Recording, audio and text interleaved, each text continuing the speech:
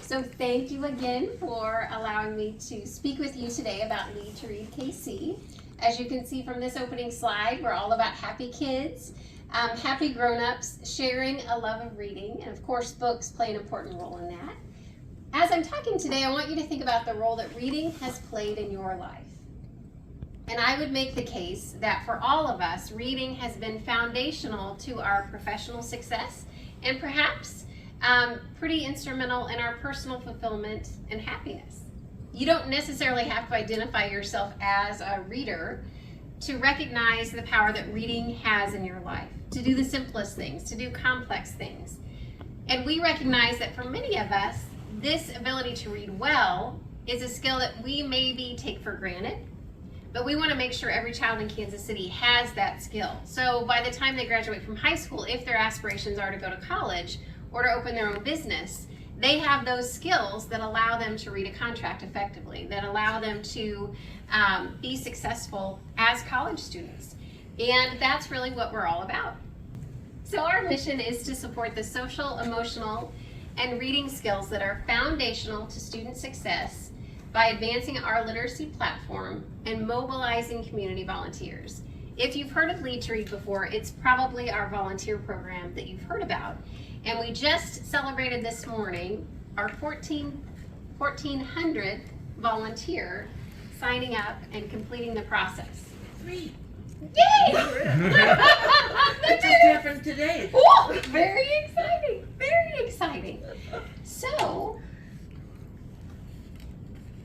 we are looking at a significant challenge in Kansas City, and Kansas City is not alone. Other metropolitan areas in the country face a similar crisis.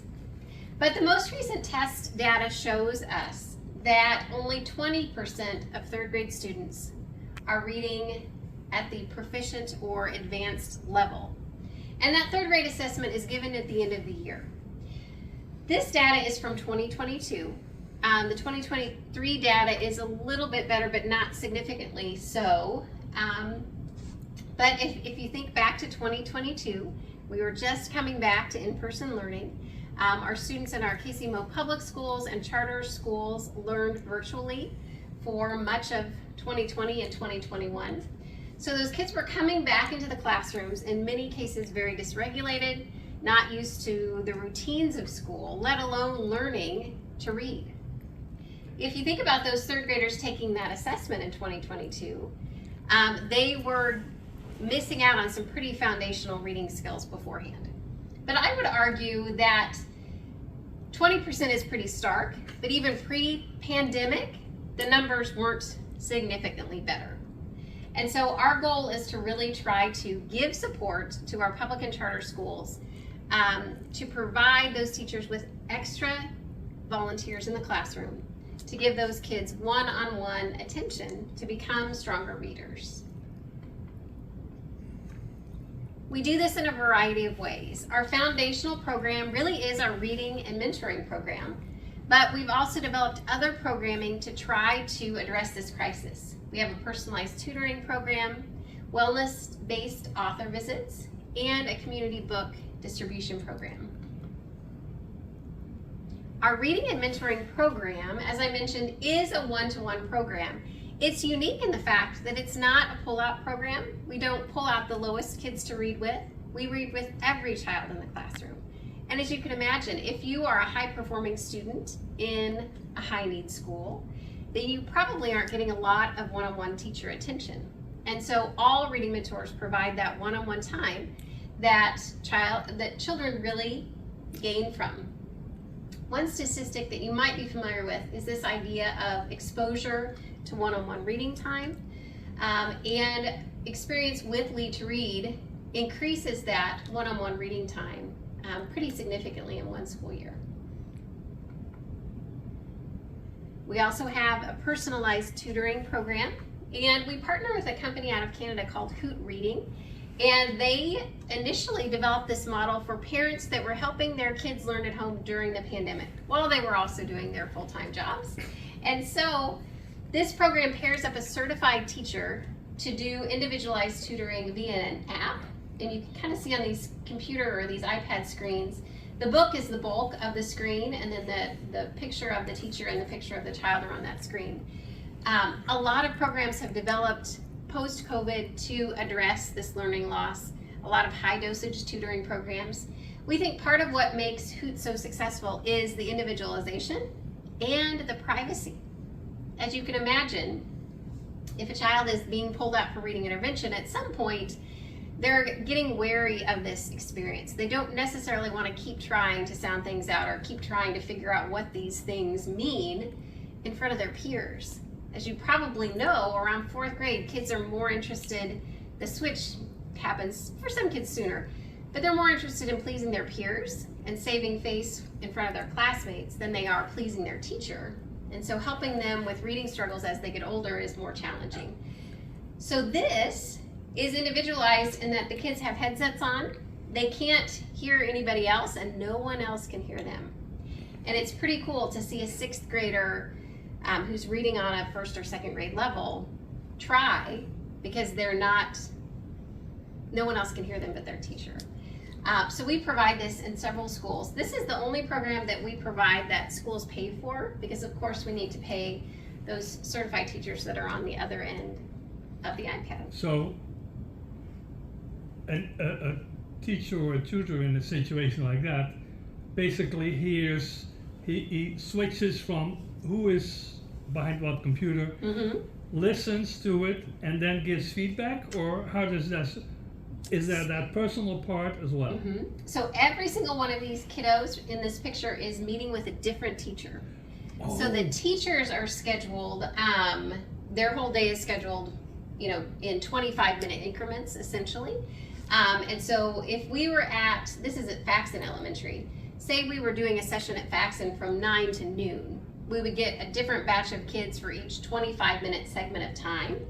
And they would log on with their teacher, and they would have the same teacher every single day for the course of the 8-week program.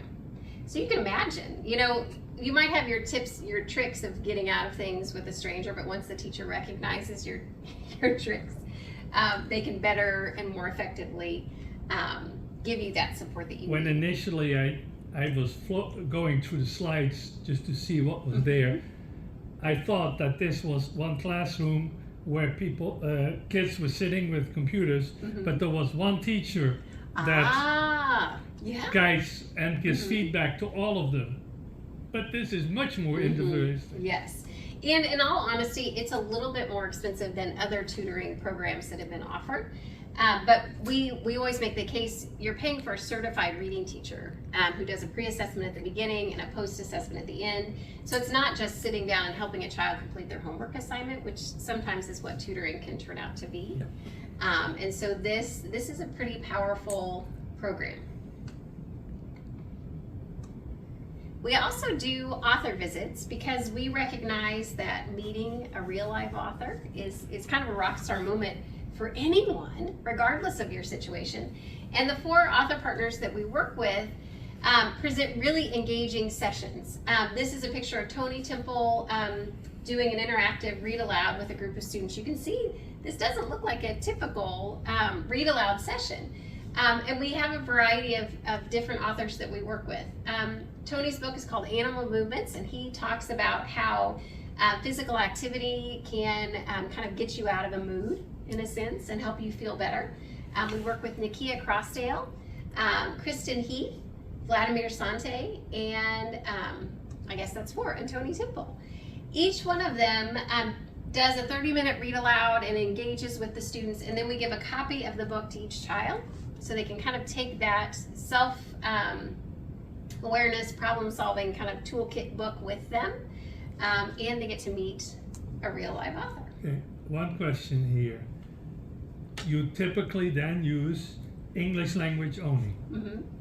Yes. So in neighborhoods where a major group of kids that are disadvantaged, maybe of the Latino background with parents speaking Spanish at home, where they want to read Spanish as well, this won't help them. No. Okay. But that brings up a good question, and that is something we're kind of always looking for, new author partnerships and relationships.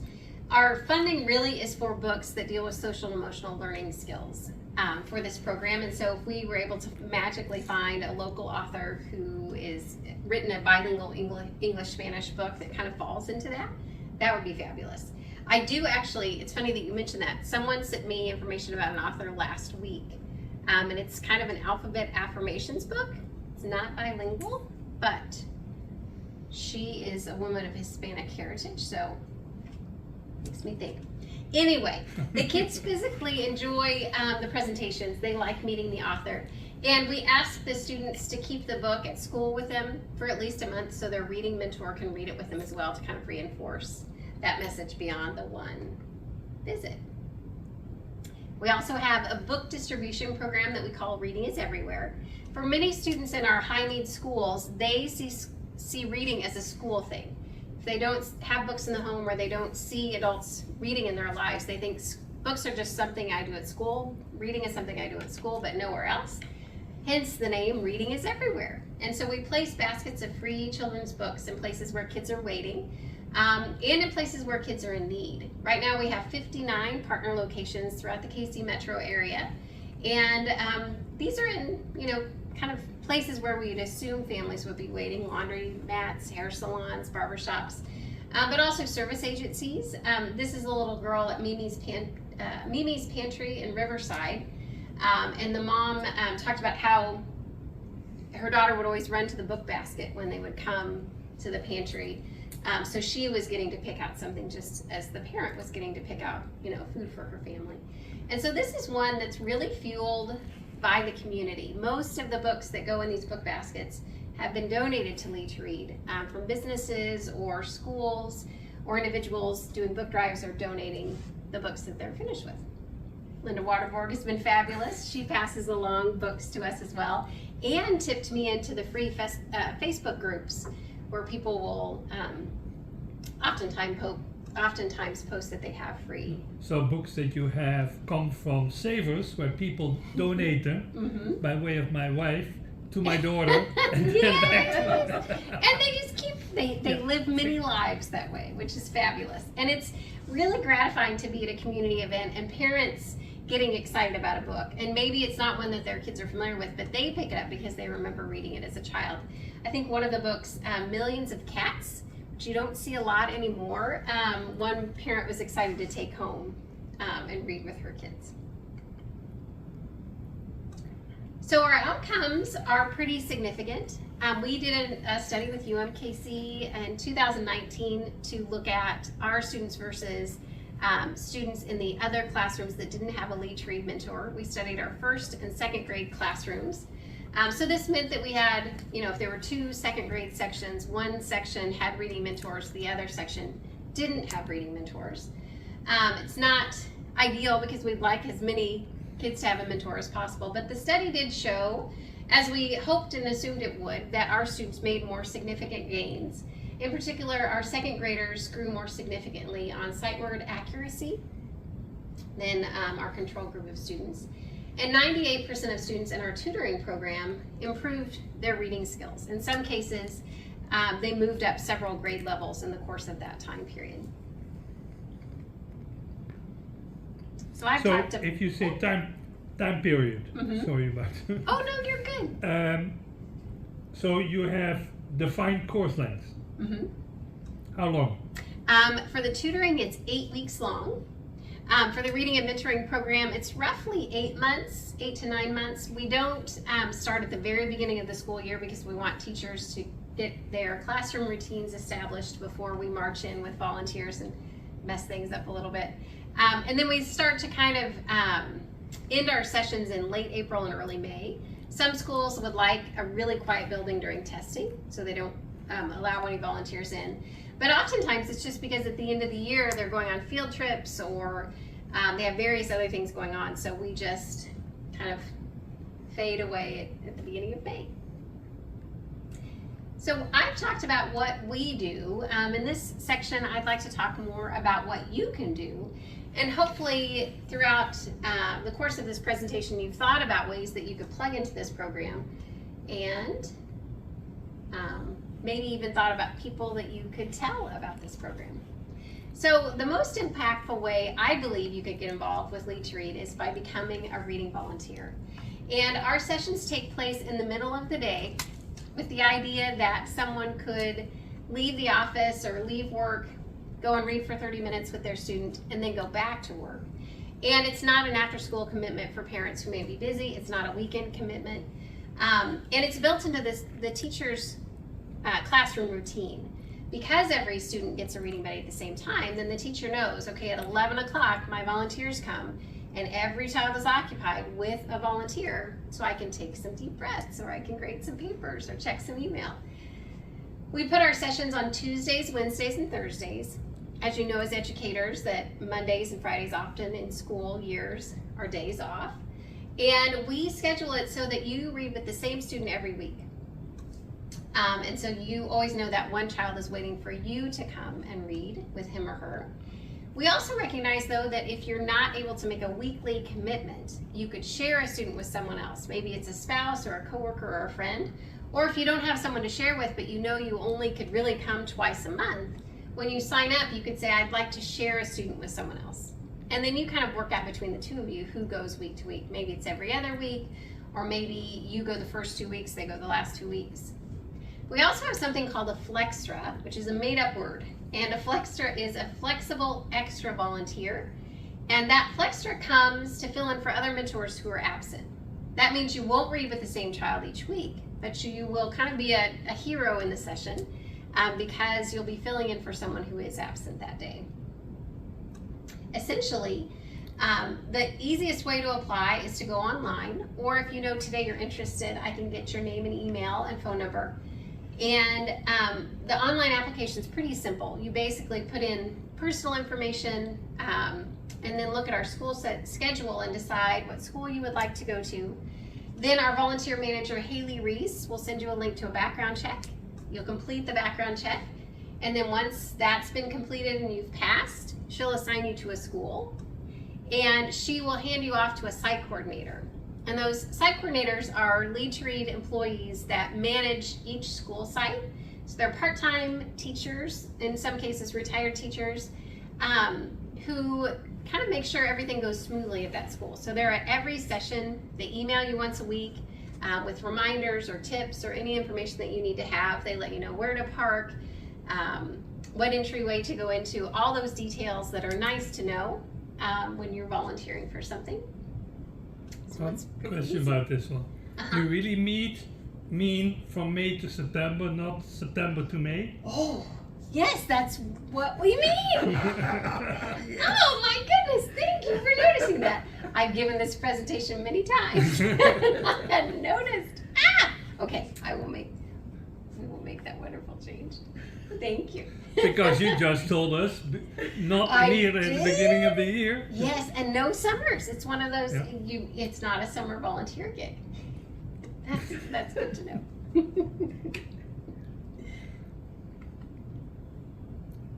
You could sponsor a student. That information is on our website. You could host a book drive. And oftentimes colleges, schools have some success in doing book drives with small groups and encouraging people to donate books. We have an Amazon wish list on our website that you can kind of look at. But there are a lot of other ways that you can help. I mentioned our Amazon wish list. Those are books, as you can imagine. We also do something we call Second Saturday book sorting on the second Saturday of each month, where we go through donated books, decide which ones are in good enough shape to get back out there, and then we pack them for delivery to our locations.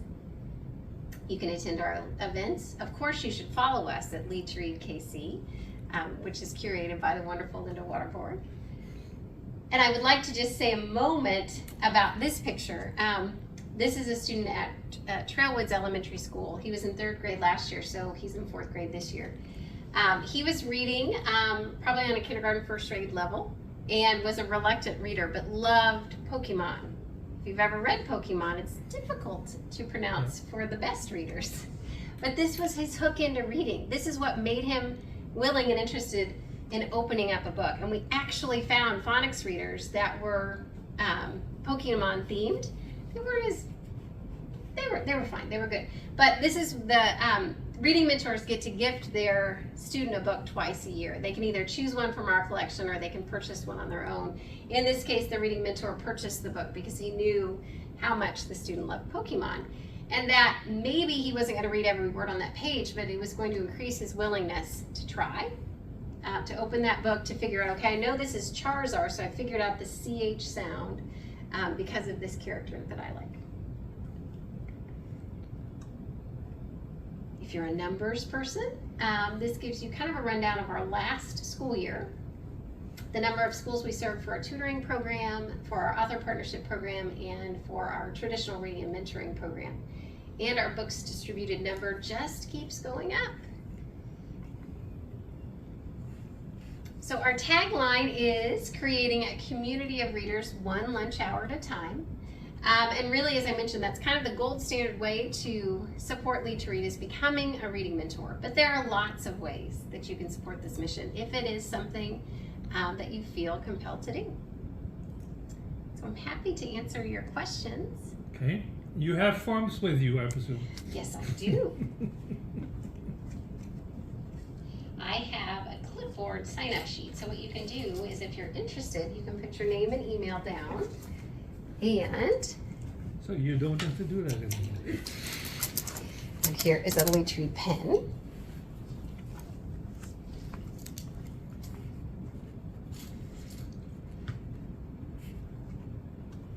I'm sure Linda will be pleased that you are signing up. I think she's been working on you, she said. Oh, yes.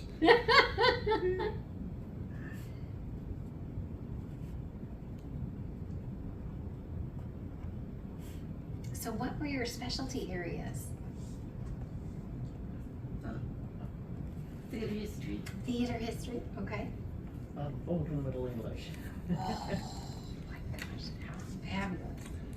How many, as a question, how many people are in their working life relative to retired? That's a good question. I don't know that I know the answer, but I would say probably we have a fair number of retirees.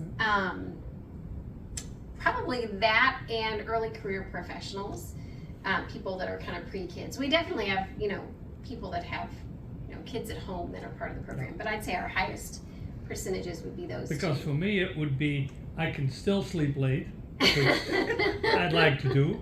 In the middle of the day, yes, you can find an hour, and it doesn't block you with other afternoon and evening Yes. activities. Yes, and oftentimes if you do it with a friend, you can carpool there, find a great restaurant, have lunch, kind of expand it into more, or not, either way. And Haley will tell you this in her message in her email about the program, that the schools where we have the highest need right now are Guadalupe Center and Kip Endeavor Academy. But we have openings in a lot of our schools. So you really can choose based on location to where you live, or if there's a part of the city that you would like to go to. Okay, thank you. Thank you very much. Yes, thank you. I'm so excited that you have signed up. Did you indicate to Haley which school you wanted to go to? Well, I don't want to drive a great distance. Oh, I'm not good yeah. at city driving. Oh, no, you're good. You're good. That's good. I live right near the university. Okay, perfect. Well, we have I some, think I suggested, was it, I can't remember the name of it. maybe, I wonder if, gosh, I'm trying to think. That's by here. But I'm open, but. Okay, good. Good, thank you.